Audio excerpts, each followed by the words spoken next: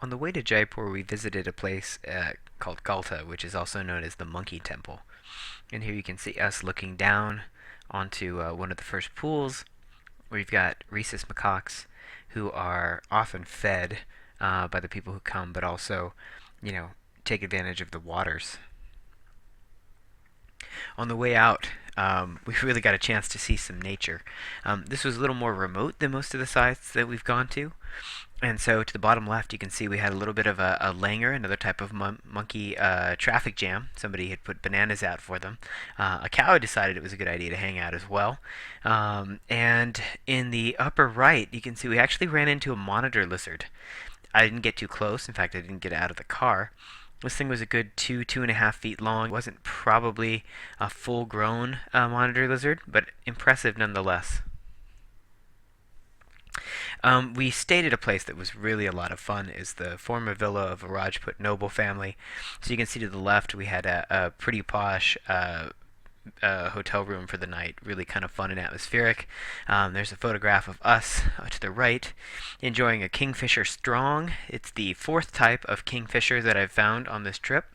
Kingfisher is the Indian brew that I've been trying to get to know a little bit better, and it lived up to it. It was indeed strong. At that meal, we had a thali, and a thali is a type of meal where you get several separate dishes in small individual cups, and they're meant to be enjoyed both separately and together. And this one did Rajasthani sorts of cuisine. Really pretty amazing. Great night. The next morning, we drove out to see Jaipur. We were only going to get a few hours in town, and on the way out to the Amber Fort, we got the chance to get our first look at the Jal Mahal, which is also known as the Water Palace. There are a lot in Rajasthan of these palaces that were built on small islands, so that you can't actually see the island anymore. The most famous is in Udaipur, and it was where the Bond movie Octopussy was shot. This one is a later water palace. It's actually an artificial lake, so the palace could be built to accommodate the water level a little bit more easily. I'm told I never put myself in any photographs, and so here's one of Sarah and I. We don't look super thrilled, but what you're missing is the half dozen to a dozen hawkers behind the guide who's taking our photograph at this point. They had all sorts of crap that we just did not want. Inside the city of Jaipur, it's just absolutely gorgeous. Almost all of the old city is painted in this pink. Now it's kind of an orangish color. This is probably the most famous of the buildings from that old historic portion of the city. It's the Hawa Mahal, also known as the Wind Palace. You can actually see through the windows in the top to see that this is just a facade where women who weren't allowed to be seen by the public could get up and look down onto the street level. The royal portions of the city are in this kind of orangish color. It's very similar to what you see at the Amber Fort here, and that's reserved for the monarch and his family. Of course, this is a separate fort, the older fort that's up in the hills. You can definitely see that beautiful picturesque set of hills out here. You can see the 14-kilometer wall that went around the old town of Amber. And this is the main courtyard where one can, if they like, pay to ride elephants to go up. We didn't have a whole lot of time, and it seemed like a pretty darn touristy thing to do, but looking down on it here, it is kind of cool to see the elephants, so we get sort of the best of both worlds. Sort of the mirror hall within the Amber Fort is one of the highlights of the trip so far.